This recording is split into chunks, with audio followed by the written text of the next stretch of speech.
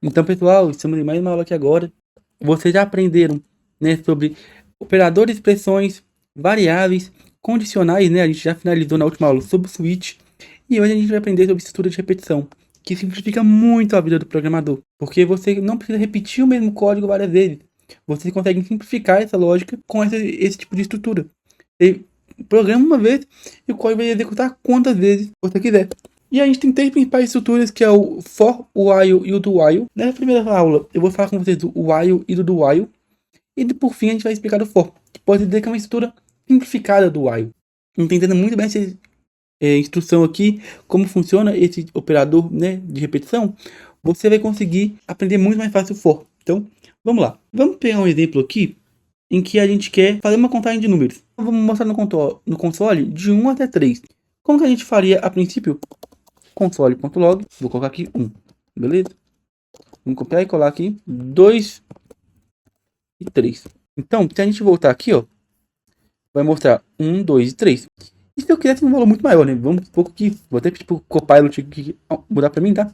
Quem não conhece o Copilot chama IA, né? No VS Code. Então, se você clica Ctrl A, Ctrl I, você consegue pedir para ela fazer alguma coisa. Então, eu vou pedir aqui, ó, complete até 100. Aí, ó, ele até criou um for. Eu quero sem o for. Complete até 100 sem usar estrutura de repetição. Ele vai colocar aqui valores até 100. Nem sei se ele vai completar, eu nem completa porque é um número muito grande. 13, por exemplo. Mostrou até 13. Normal, a gente sabe fazer isso. Porém, isso aqui é ruim, porque vamos supor que tem 100, 300, né? Que nem o Copilot colocou, mas a gente teria que escrever várias vezes o mesmo comando. A gente consegue simplificar uma estrutura de repetição. Qual que é a base de uma estrutura de repetição? Tem um valor de entrada, tem uma condição, ou seja, vou continuar fazendo esse programa até eu chegar em tal valor. E por fim, tem o incremento. Então a gente sempre precisa mudar o valor, ou seja, eu quero o número de 1 até 100. Então primeiro começa em 1, tranquilo. Vou verificar, 1 é menor do que 100? Menor que 100. Vou mostrar 1 na estrutura e depois eu vou ter que mudar para 2, senão vai continuar parado. Então incrementa em 1, vai para 2. Então essa é a principal lógica. Vamos pôr na prática? Quero mostrar os números de 1 até 50. Vou pegar um número até grande aqui, tá? Let, né? Número recebe 1. While. While em inglês significa enquanto, tá? Enquanto é a palavra reservada, a gente abre parênteses aqui. Igual if. Número menor ou igual a 50. Lembrando, eu quero que o 50 apareça, então tem que ser menor ou igual. Se eu colocasse menor que 50, ia só até o 49. Aqui dentro vai ter uma expressão. Estão vendo? Enquanto o número for menor que 50... eu abro chaves aqui. O que eu quero que faça? Eu quero printar o número na tela. Então verifiquei o número. Ele é menor que 50, mostro na tela. E depois eu preciso fazer o quê? Incrementar esse número. Senão vai ficar toda hora como 1. Então vou colocar número mais. Isso aqui é um operador unário, tá? Eu até expliquei na aula de expressões de operadores. Depois, se alguém tiver alguma dúvida nisso aqui, vê lá que vai ficar bem claro. E vou montar até 50. Beleza? Só isso. Então aqui, ó. A gente tem o valor de entrada. Vamos até colocar aqui na ordem, ó. Temos a condição que está sendo testada aqui e o incremento. Toda hora precisa ter esses 3 cálculos. Vamos ver como ficou? Então, com aquela estrutura, vai mostrar de 1 até 50 muito mais fácil. Ao invés de eu usar console.log 50 vezes, só usei uma. Vou criar os comentários aqui só para ficar mais claro, tá? Mas aqui, só com 6 linhas de código, se eu até tivesse antecipado aqui, ó, seria 5 linhas, eu consigo criar esse programa todo completo. Né, que eu consigo colocar 50 vezes. Então, lembrando, tem uma condição de início, uma condição para poder testar e um incremento da variável. Então toda hora tem que ter isso. Vamos pegar um outro exemplo aqui, ó. Que nesse caso eu já tinha a quantidade determinada que eu queria. Mas vamos supor que a gente está num programa, né, uma loja. Ou seja, toda hora eu quero saber o saldo do supermercado, né? Eu quero saber quanto que ele faturou lá. Um usuário passou, pagou 5 reais. O outro foi 10, já está com 15. O outro pagou 15. Para 30, beleza? Até o fim do dia. Vamos supor que nessa empresa a gente quer que a condição de parada seja fim. A gente não sabe quantas pessoas vão passar na loja, não sabe quantas pessoas vão comprar um produto, mas a gente sabe que para poder parar, encerrar e só fazer a soma final, vai ser fim. Como a gente pode fazer isso?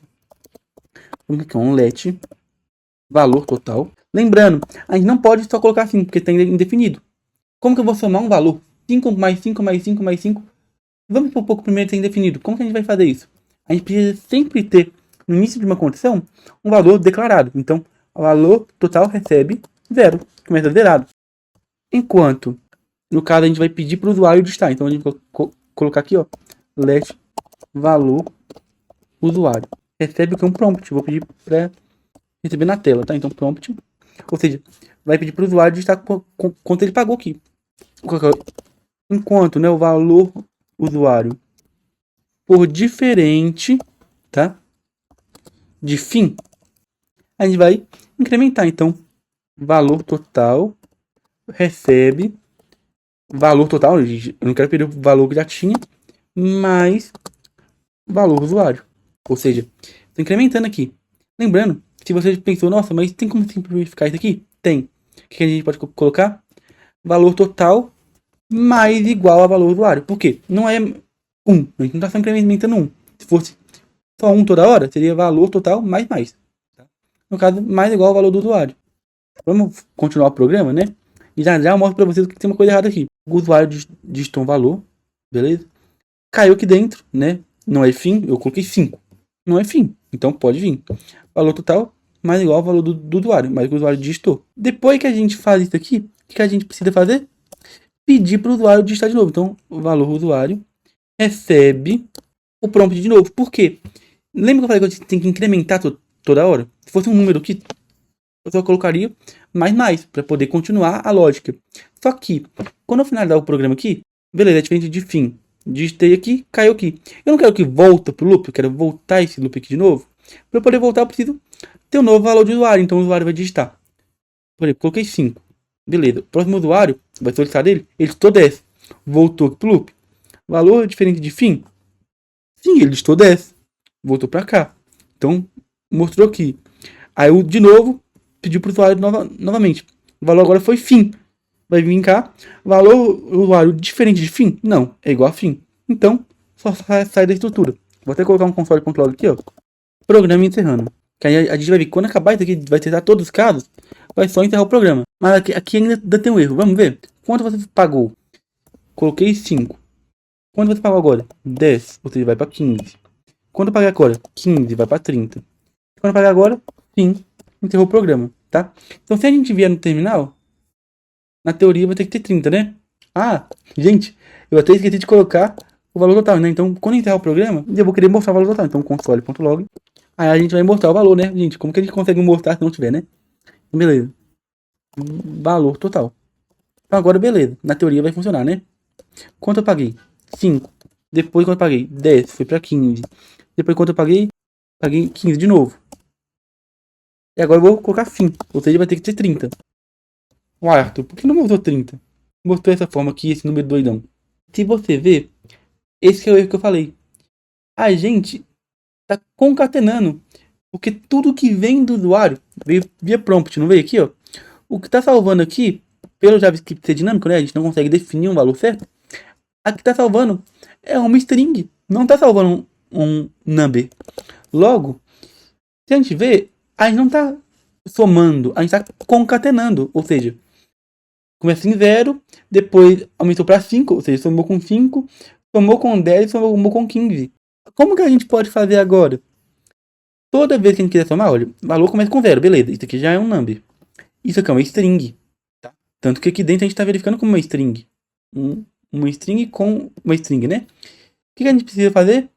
Na hora de tomar valor mais igual a valor usuário, a gente precisa usar a função number. Então, number, abre, fecha parênteses, coloca dentro. Ou seja, vou converter para valor, agora é um número, né? A string virou um número. Quando eu converter, vai somar direitinho. Então agora vai funcionar. Primeiro eu vou colocar 5. Depois eu vou colocar 10. Já somou, deu 15. Depois, mais 15. Vai dar 30, não é? Agora eu vou digitar fim, para poder finalizar. Programa encerrado, que é a primeira console. Depois, mostrou 30 corretamente. Então, lembre de mudar esse tipo de dado. Então, esse programa aqui simples, tem que entender bem a lógica. Só lembre. Tem que ter um valor de entrada sempre, tá? No caso, né, o que a gente está verificando é isso aqui, então. Tem que ter um valor de entrada, uma condicional e um valor de saída, tá? Um incremento no caso, né? No caso, o incremento aqui é isso aqui, que a gente está mudando o valor ali de cima. Então, vamos colocar. entrada, condição e incremento. Sempre tem que ter isso. Aí vai funcionar o novo programa, beleza? Lembrando, por que tem essa variável a mais? Porque eu quero somar. Eu preciso armazenar em algum lugar a minha soma. Então, vai ter que ter essa variável auxiliar aqui. Mas o que está fazendo o while funcionar é essa aqui. Agora eu quero fazer o do while. Como que o do while funciona? Não era que o while era assim, ó. Condição, o que vai ser executado, tá? Então, execução e o incremento. O do while é um pouco diferente da sintaxe, tá? Como que é o do while? Do, vou fazer alguma coisa aqui dentro, tá? Do é fácil em inglês, né? E embaixo vai ter condicional. Então, while. E aqui eu vou colocar condição. Você já consegue perceber a diferença? O do while, ele sempre vai executar pelo menos uma vez. Por quê? Eu vou fazer o bloco, depois eu verifico. O while é diferente. Eu já verifico de cara. Então vamos supor, né? Vamos pegar um programa aqui de verdade, né? Quero mostrar um número de 1 a 3, tá? Então, let número igual a 1. Enquanto aqui, né, o while número menor ou igual a 3, o que eu vou fazer? Vou dar um console aqui, o número. Ou seja, vai estar executando 1, executando 2, executando 3. Tranquilo? Nossa, Arthur, tá executando 1 milhão de vezes. Por quê? Foi intencional. Por quê? Executei 1. 1 é menor ou igual a 3? Beleza, é menor ou igual a 3. Mostrou 1, né? Mas deu incremento. Vai ficar toda hora em 1, vai botar infinito esse número aqui. Então eu quero mudar. Então, número mais. Agora virou 2. Depois 3, beleza? Toda vez que rodar esse bloco, vai executar esse incremento aqui. Então, vamos testar se está funcionando agora a lógica. Com esse número mais. Beleza, executou. 1, 2 e 3. 1 é menor ou igual a 3? Correto. Mostra 1. Mudou para 2, não foi? 2 é menor ou igual a 3? Verdade. Executando, mostra 2. 2 mais, né? Então vai ficar 3. 3 é menor ou igual a 3? Verdade. Executando, mostrou 3. Agora ficou 4. 4 é menor ou igual a 3? Falso. Então nem entrou nesse bloco aqui, já encerrou o programa. Esse é o while, né? E o do while, como que ele funciona? Vou colocar essa mesma condição aqui, tá? Só que eu vou mudar aqui para do, né, que é a estrutura. E embaixo aqui vai ter o while. Se vocês verem, nesse resultado vai dar igual, tá? 1, 2, 3. Por quê? Vamos entrar. O número começa com 1, né? Console executando 1. Beleza. Aí incrementou para 2. 2 é menor ou igual a 3? Verdade. Voltou aqui. Do executando 2, né? Aí vai para 3 aqui. 3 é menor ou igual a 3, beleza, mostrou 3. Depois encerrou o programa. Mas, em que caso que isso aqui muda? Vamos supor que eu tivesse colocado 0, beleza? Ou seja, o número começa com 1, enquanto ele for menor ou igual a 0. Se fosse um while, vai mostrar nenhuma vez, porque o número já é maior que 0, já é 1, não é? No do, ele mostra uma vez. Entenderam por quê? Porque o número recebe 1. Do, faça, mostra o número 1. 1 virou 2, mas ele nem verificou, tá? Logo, a gente não está verificando pela mesma vez. Então, a diferença é essa.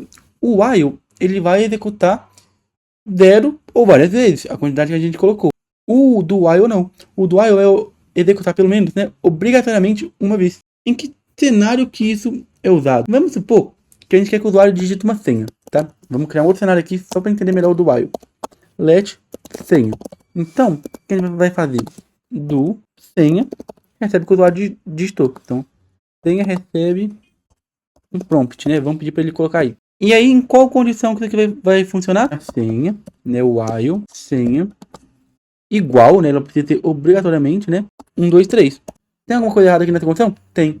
A gente não vai verificar se é igual, a gente vai verificar se é diferente. Ou seja, vai pedir a senha do usuário enquanto a senha for diferente de 1, 2, 3. Vamos lá. Vamos supor que desceu aqui, senha. Senha igual a 1. Soltou a senha, senha igual a 1. Senha 1 é diferente de 1, 2, 3? Verdade. Então voltou. Digitar senha. O cara digitou 5. 1, 2, 3 é diferente de 5? Verdade. Voltou aqui.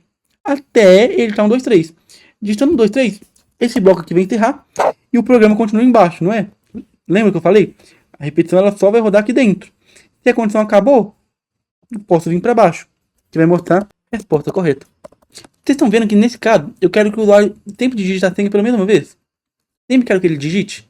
Beleza, com o while eu consigo fazer isso também. Eu peço antes e depois eu posso pedir de novo a senha dentro do while para continuar. Mas isso aqui simplifica, porque eu quero obrigatoriamente que sempre digita pelo menos uma vez a senha. E se tiver errado aqui, eu quero mostrar de novo. Então, eu posso usar o do. Vamos ver como funciona? A senha é 1, não é 1. A senha é 5, não é 5. A senha é 1, 2, 3. Verdade, resposta correta. Entenderam? Vai verificar aqui, enquanto a condição for verdadeira, ou seja, enquanto a senha for diferente de 1, 2, 3, vai continuar executando. Aí tá, senha 1, 2, 3. Esse bloco finalizou, vai mostrar apenas a saída. Então, essa é a principal diferença. O while, eu uso ele quando eu não tenho uma quantidade definida, ou posso até ter, né? Quero um número de 1 a 50. Posso ter um incremento e ter uma condição final, ou eu posso não saber, eu quero que ele vai digitando um número toda hora, né? No caso, aquele exemplo da soma, né? Eu quero digitar até que seja igual a fim. Eu não sei quando vai ter a condição de parada. Tem uma condição de parada, mas eu não sei quando vai parar. Então, o while eu uso assim. E o do while, eu vou usar ele quando eu quiser que execute o código no mínimo uma vez. O do while, ele pode ser substituído por um while. Mas um while, em alguns casos, ele não pode ser substituído por um while, ou ele pode até ser substituído, mas vai ser mais difícil, que é o caso aqui da senha. Eu podia ter usado um while aqui, mas eu teria que colocar o prompt duas vezes. O do while, em alguns casos, simplifica. Com essa aula, a gente finaliza sobre o while e o do while, tá? Eu tinha colocado o for primeiro, quando eu montei o cronograma, mas depois eu pensei, cara, se eu explicar o while e o do while, vai ficar muito mais fácil de entender o for, tá? Então, vamos deixar na última aula para ver o for, qualquer dúvida, né? Tem a documentação, tem o fórum, né, do Discord, e também tem vários exercícios para vocês praticarem. Te vejo na próxima aula.